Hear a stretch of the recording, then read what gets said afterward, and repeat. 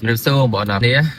updateទីផ្សារឡើងថយជាពិសេសឡើងហាងឆេងមាននឹងប្រាក់ជួយដល់បងប្អូនតែតាមដាននៅនេះតែចុះយើងឃើញថាមាននឹងប្រាក់ពិតជាមានការសិតចុះមកវិញគួរកត់សម្គាល់ដោយការវិភាគរបស់ខ្ញុំពីម្សិលមិញមែនដោយប្រាក់ធ្លាក់ចុះប្រមាណជា7%បើសិនជាយើងព្រីធីពីតម្លៃខ្ពស់93ម្ដងសម័យ8យមិញ87ធ្លាក់ចុះច្រើនខ្លាំងមែនទែនហើយមាសដូចគ្នាដែរធ្លាក់ចុះប្រមាណជា40-50 ដុល្លារក្នុងមួយអោនវិញកាលពីព្រឹកមិញយើងឃើញថាមួយជួញដូរក្រោមកម្រិត4600 ដុល្លារក្នុងមួយអោនដែលមួយជួញដូរនៅកម្រិត4580 ដុល្លារក្នុងមួយអោននៅព្រឹកនេះតើមាសនិងប្រាក់អាចកើនឡើងទៅវិញទេបើជាក់ស្ដែងមើលមកត្រឹមទីផ្សារអឺរ៉ុបបើកម៉ោងនេះម៉ោង2នេះគឺមានការកើនឡើងបន្តិច4610 ដុល្លារក្នុងមួយអោនមាសសម្រាប់ខ្ញុំមើលឃើញថានៅក្នុងទីផ្សារអឺរ៉ុបថ្ងៃទី15ខែមករានេះ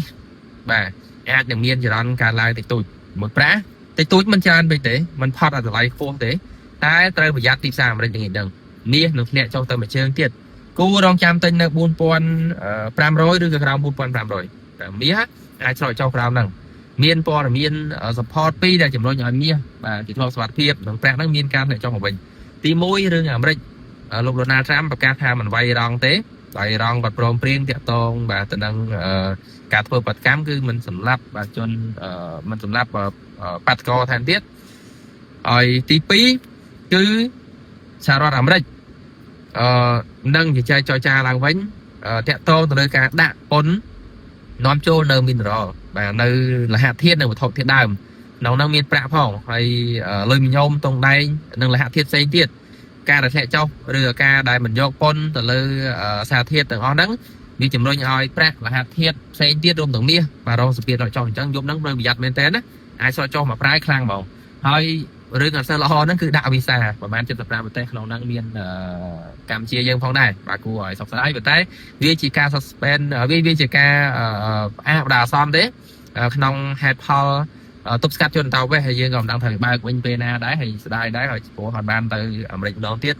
ត្រូវទៅចុងឆ្នាំ2012នេះប៉ុន្តែក៏អត់បានទៅតែហ្នឹងវាជារឿងមួយមិនប៉ះពាល់ទីផ្សារលេងថោខ្លាំងខ្លាណាទេព្រោះវិស័យទេសចរនៅក្នុងសេដ្ឋកិច្ចអាមេរិកវាមិនជាធំប្រហែលទេទី1ទី2ប្រទេសដែលដាក់តាំង75ហ្នឹងក៏មិនសូវជាមានលំហូរទេសចរច្រើនដែរហើយភាគច្រើនមានប្រទេសមួយចំនួននោះគឺមានលំហូរជនតោវេសខុសច្បាប់ទៅក្នុងទឹកដីអាមេរិកច្រើនទៅវិញអាហ្នឹងហើយបានជាជាប់លិសជាប់ដាក់ក្នុងបញ្ជីដែលផ្អាកដល់អាសន្ននៅការផ្ដល់នៅទឹកការឬក៏វីសាទៅលេងទៅសហរដ្ឋអាមេរិកទាំងដើរលេងទៅសិក្សាហើយនឹងទៅរស់នៅតែអញ្ចឹងយើងចាំមើលបន្ថែមទៅដល់រឿងវីសានេះខ្ញុំគិតថាវាមិនចាត់ធ្វើឲ្យខ្លាំងក្លាទេដល់ទីផ្សារលេងថោគ្រាន់តែវាបង្ហាញអំពីស្ថានភាពនយោបាយការទូតរវាងសហរដ្ឋអាមេរិកនិងប្រទេសផ្សេងទៀត75ប្រទេសហ្នឹងវាមិនសូវជាមានភាពល្អផ្សារហើយរឿងអ្នកពីរមិញសំខាន់តាក់ទងរឿងមិនវាយរងហើយនឹងរឿងមិនយកពន្ធទៅលើការនាំចូលវត្ថុធាតុដើមរ៉ែបាទលះធាតុរ៉ែក្នុងនោះមានប្រាក់ផ្លាទីន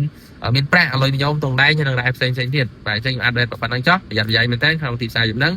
មាសនិងប្រាក់អាចធ្លាក់ចុះកំហុក sell off ឬក៏លុបចេញពីទីផ្សារដែលអាចធ្វើឲ្យតម្លៃមានការសត់ចុះខ្លាំងចេញអាប់ដេតជូនប៉ុណ្ណឹងយើងជួបគ្នាក្នុងវីដេអូក្រោយបាទសូមអរគុណ